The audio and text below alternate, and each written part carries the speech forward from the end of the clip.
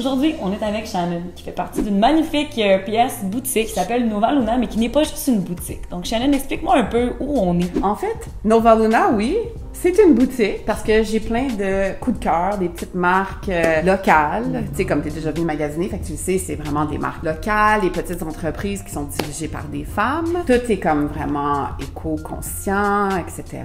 Mais à la base, c'était supposé être une école parce que j'enseigne surtout sur l'astrologie, le tarot, un peu tout qui tombe dans l'ésotérique, le mystique. Ouais. J'adore travailler avec la Lune, les cycles de la planète Terre aussi. Donc, depuis quelques temps, il vient tendance de demander à une personne quelle est sa charte astrologique. Explique-moi un peu c'est quoi son importance, pourquoi on demande ça et surtout, quels sont les rôles des planètes qui y figurent.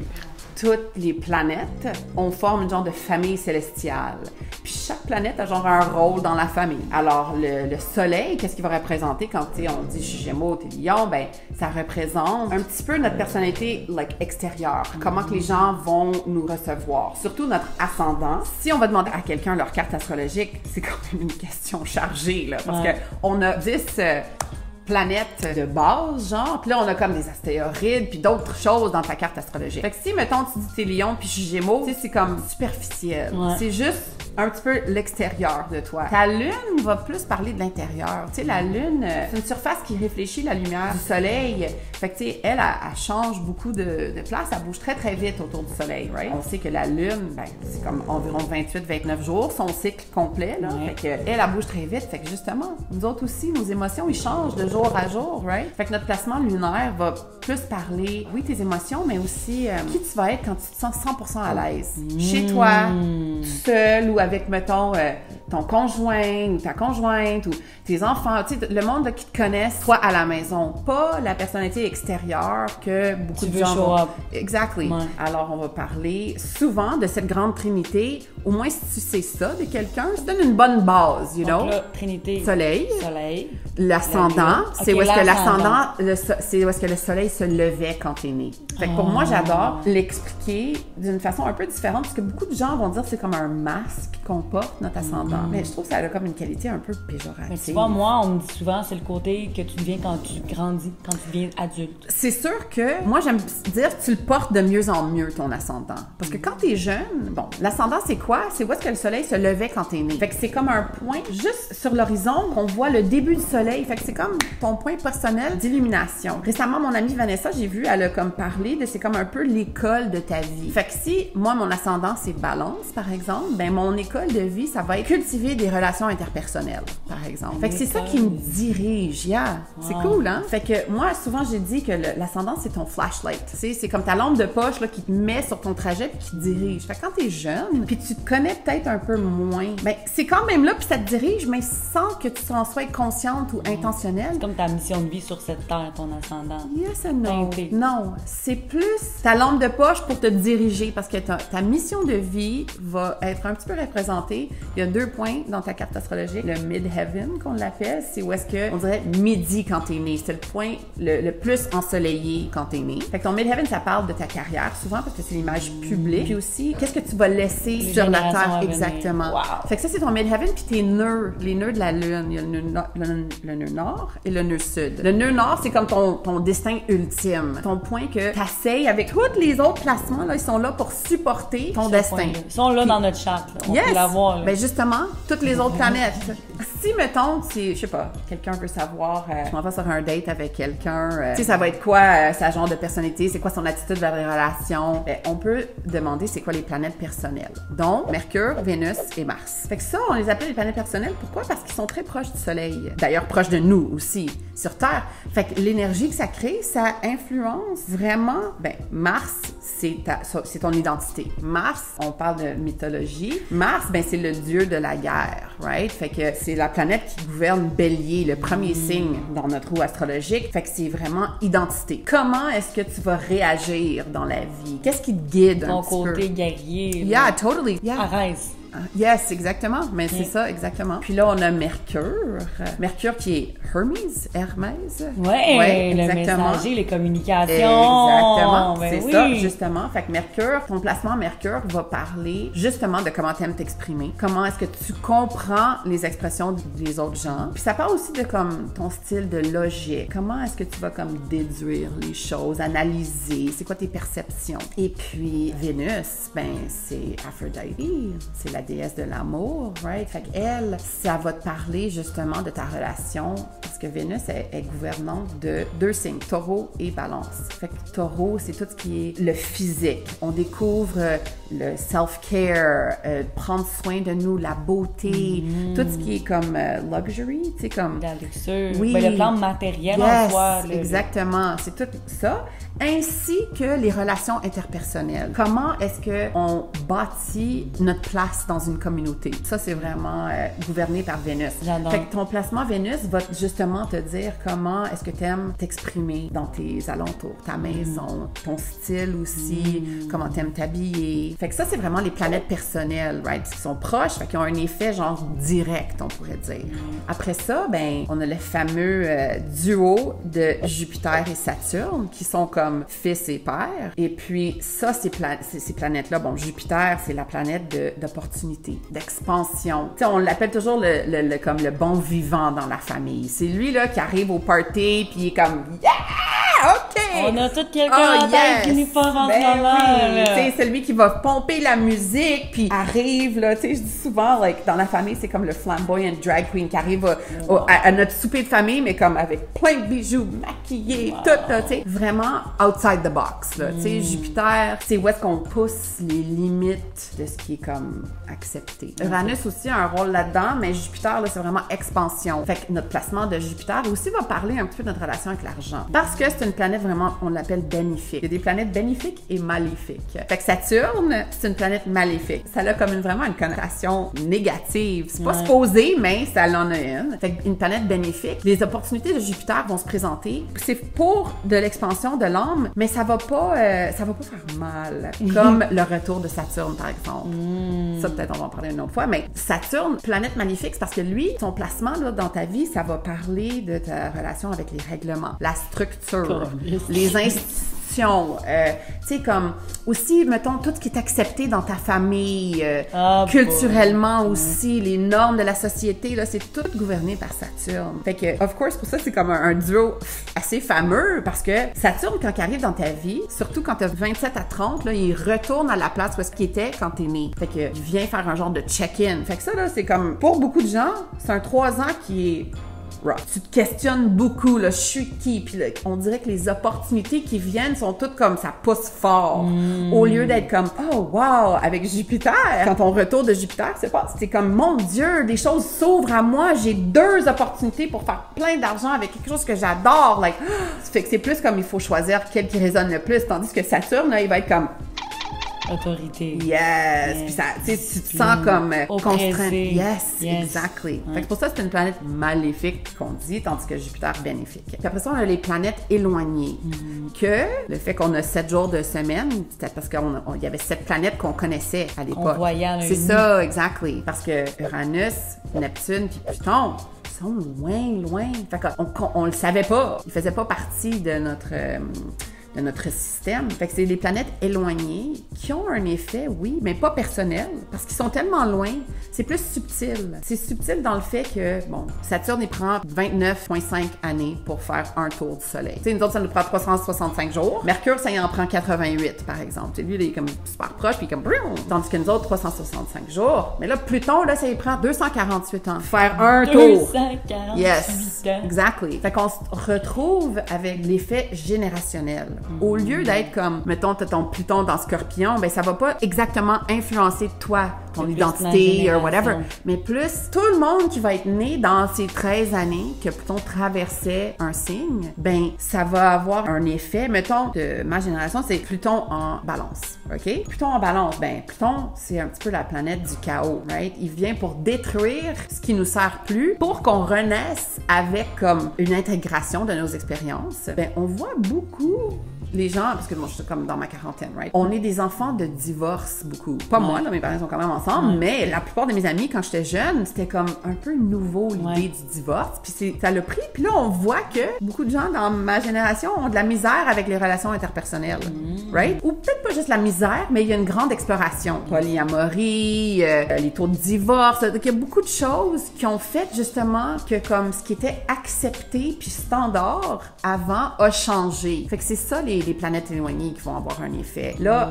Uranus, c'est la planète d'électricité.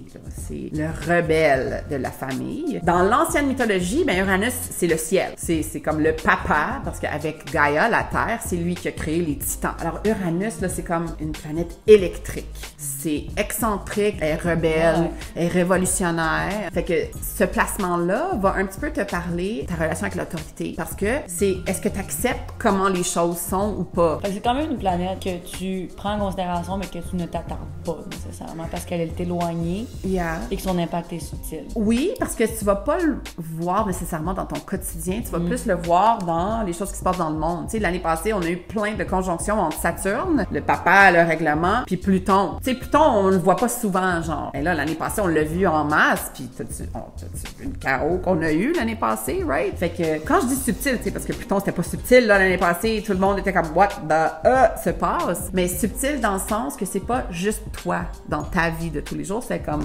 en généralité. Exactly. Tout le monde un petit peu. Neptune, ben ça, Neptune, là, c'est lui qui gouverne l'eau du monde. Parce que c'est Poseidon dans la mythologie. Ouais, Poséidon, exact. Fait que là, lui, il est le roi de tout ce qui est les rêves. Neptune, il gouverne le signe de Poisson. Fait que tout ce qui est rêve, l'ésotérie a rendu comme harmonieux. Fait que Neptune, il est intéressant parce que lui, ses transits, qu'est-ce que ça peut faire? C'est un petit peu de brume. Quand Neptune, il bouge à travers certaines places, tu sais, il est confortable dans Poisson, c'est son signe de gouvernance, mais mets-le dans Vierge, puis c'est à l'opposé de ce qui est confortable. Fait que ça crée un petit peu, justement, une vibration différente sur la Terre. Mettons, son placement Neptune, ça peut faire que tout le monde se sent un peu comme, oh mon Dieu, j'ai de la misère à voir les choses clairement.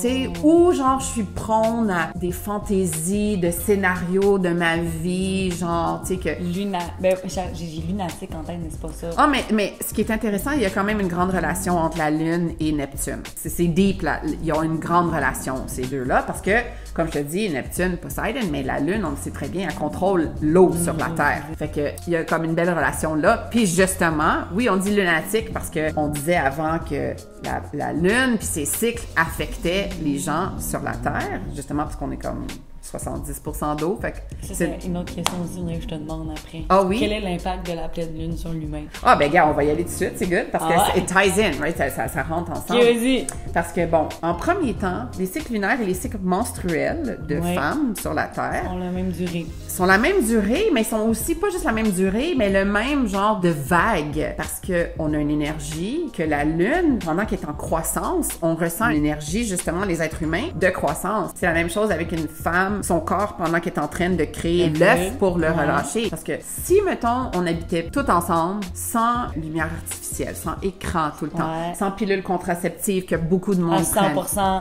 humain, sans artifice externe. Toutes les femmes auraient leurs règles en même temps, puis ça serait à la nouvelle lune, le temps de relâche. Puis, toutes les femmes auraient leur ovulation quand la lune est pleine, puis comme tu as un grand œuf dans le ciel. Mais tu vois, c'est intéressant parce que, bon, les policiers, les pompiers, les ambulanciers, les hôpitaux, ils ont tous plus de staff pour les pleines lunes. Parce que c'est connu que plus de choses se passent. Why? Parce que, OK, on est programmé, un corps féminin, de prendre la lumière de la lune pour savoir on est où dans le cycle. Les hommes, c'est la même chose, mais like to a lesser degree, un petit peu moins. Moins parce intense? Pas moins intense exactement, parce que nous autres, en tant que femmes, si on a un cycle menstruel, ça devrait influencer notre cycle menstruel. Mais pour les hommes, le grand œuf dans le ciel indique à leur glande pinéale, c'est comme « Hey baby, let's go out! » Donc là, on vient de parler du rôle de Jupiter et de Saturne, et comme tu l'as mentionné, on a eu un phénomène en décembre dernier qui s'appelle la Grande Conjonction, qui consiste à avoir un alignement planétaire. Mais qu'est-ce que ça signifie en profondeur? C'est quoi son impact sur nous, en fait?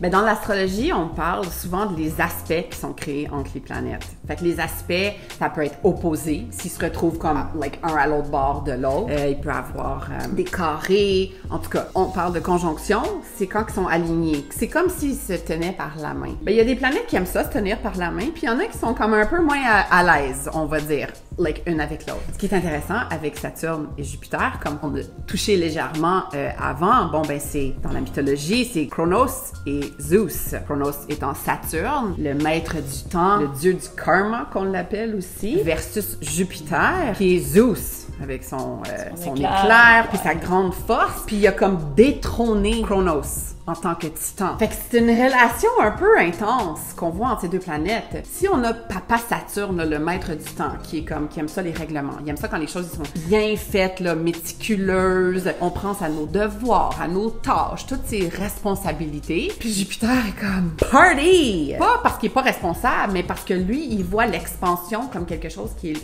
le fun, qui est bénéfique dans la vie. On peut s'amuser, on peut avoir des belles opportunités, mais c'est pas obligé toujours d'être comme, OK, il faut que je le fasse comme ça, c'est mon devoir, là, comme en temps de COVID. Ouais, mais tu vois, on a eu cette conjonction, fait que c'est deux grandes énergies, là, qui viennent, qui représentent aussi notre relation avec l'autorité, mais d'une façon différente, right? Fait que eux qui se sont rejoints, c'était sur le solstice de l'hiver, la journée où est-ce que c'est le moins de lumière, si tu veux, dans une journée, le plus de noirceur. Ben, c'est intéressant de voir, justement, planète de règlement, planète d'opportunité, venir se tenir par la main sur la journée où est-ce qu'on a comme eu le moins d'opportunités d'être dans le soleil. C'est spécial, quand même, tu sais, c'est beaucoup d'énergie, puis je pense qu'on l'a ressenti. Fait que je pense, la grande opportunité qu'on avait, justement, avec cette conjonction, c'est de se regarder nous-mêmes, puis de voir notre propre opportunité, c'était quoi? Tu sais, c'est quoi que chacun d'entre nous a appris pendant oui, parce que c'est qu'est-ce qu'on va comme laisser par après. Les changements que ça va créer, parce que, tu sais, on s'entend, là, la pandémie, ça a vraiment changé la vie de tout le monde. Fait que tout le monde va avoir une transformation. Qu'est-ce que ça va laisser par après? Dernière question, et non la moindre. Il y a une planète qui revient souvent, qui amène un phénomène, je vais dire, de distorsion. Il arrive tout le temps un petit quelque chose pendant ce moment-là, et on l'appelle le rétrograde de Mercure. La planète Mercure, ça prend 88 journées pour faire un tour autour du Soleil. Fait qu'une année, genre, sur Mercure, c'est 88 jours sur Terre. Fait qu'est-ce qui arrive là, c'est que, ben, Mercure est comme cool, j'ai fait mon travail pendant un an, fait que je vais arrêter, je vais prendre des vacances. Merci, j'arrête de tourner. Fait que le rétrograde, en fait, c'est un phénomène qu'on en parle souvent avec Mercure. Pourquoi? Parce que ça se passe aux 88 jours. Fait qu'on a l'impression que c'est aux 3 mois, là, tu sais, ça se passe souvent. Puis c'est pendant 3 semaines. Puis, vu que c'est une planète personnelle, ben, qu'est-ce que ça fait? Ça a un effet quand même assez provoquant sur notre vie personnelle. Pas juste sur nos communications. Oui, of course, mais c'était plutôt parce que ce que j'allais dire, c'est toutes les planètes font des rétrogrades. Mais on parle pas autant, pas commun là, ou trendy de parler du rétrograde de Saturne ou le rétrograde de Uranus ou whatever. Mais c'est parce que les autres planètes, leur rétrograde, des fois, ça peut durer comme 6 mois, 5 mois, 3 mois. Ils ont moins d'impact. C'est pas qu'ils ont moins d'impact, mais encore une fois, c'est plus comme subtil sur tout le monde plutôt que direct sur toi. Parce que, mettons, Mercure qui est rétrograde, ben oui, OK, tout ce qui est communication, mais c'est aussi comme logique, perception, analyse. Fait qu'on devient un petit peu comme, on se sent plutôt embrouillé dans la tête. Comme on a de la misère à s'exprimer pour dire comme, c'est ça que je veux, ou comme d'expliquer à quelqu'un comment ça marche, quelque chose, whatever. Tu sais, décortiquer les choses, ça devient un petit peu plus challengeant. Puis aussi, vu qu'on parle de Mercure comme communication, mais ça veut dire comme, oui, communication, mais quand j'envoie un texto, un email... Toutes les formes de communication exactement. possibles. Quand il y a comme quelque chose qui va de un point à un autre, ben c'est un type de communication. Émetteur-récepteur. Exact. Puis tu sais, comme on disait, c'est Hermès, là, c'est lui le messager des dieux, avec, tu sais, ces bottes, là, qui ont des ailes dessus. Oui. Exactement. Fait que c'est mouvement, il y a souvent plus de trafic, de détours. On dit pour le fun, tu devrais pas acheter une auto ou signer un bail, mais tu sais, moi j'ai trouvé, c'était Mercure rétrograde quand j'ai trouvé l'espace ici. J'ai dit à la propriétaire, ben, je veux pas signer pendant le rétrograde de Mercure, je vais signer la pleine lune après. Puis elle était comme, j'ai aucune idée de quoi tu parles, mais c'est cool. Je suis good avec ça. Puis là, j'étais comme, ben, si t'es good avec ça, moi, je suis good avec ça, tu sais. Il y a certaines activités qui deviennent plus challengeantes. Pourquoi? Parce que la planète, elle a de l'air comme si elle fait du reculon. Parce que nous autres, on continue à bouger. Fait que ça fait une illusion comme si qu'elle reculait, rétrograde. Elle recule légèrement, là, juste une couple de degrés. Fait que ça passe 3 semaines où est-ce qu'elle recule un tout petit peu dans son repos. Puis, nous autres, sur Terre, on aime ça, on continue, on avance. Tu sais, c'était challengeant l'année passée quand tout a arrêté puis on peut plus bouger. Bon, c'est un peu ça qui se passe dans le rétrograde de Mercure. On est supposé de prendre un recul. Tous les mots qui commencent avec RE. Fait que on se repose, on réorganise, on réévalue. Toutes ces choses-là, c'est un temps parce que notre antenne de communication est pas en fonction. Fait que pourquoi on essaye de toujours aller vers l'avant? C'est pour ça on a du trafic, on a des détours, on a des choses qui marchent pas parce qu'on est supposé dans ce temps-là de plus s'intérioriser. Yes, de take a step back, recule un petit peu, observe ta vie, observe qu'est-ce qui marche pas. Où est-ce que tu as besoin de comme te débarrasser de choses, de vêtements, de relations, whatever. Tu sais, puis tout revient te revisiter, revient dans ta vie, genre dans le rétrograde de Mercure. Fait que les gens trouvent que c'est difficile parce que souvent ils essaient de juste continuer comme si de rien n'était. Mais c'est le temps de relaxer, reposer, réorganiser tout ça. Essaye pas là de launch un gros projet pendant le rétrograde de Mercure parce que c'est pas propice. Tu sais, c'est pas un environnement qui encourage. On prend une note. Yeah.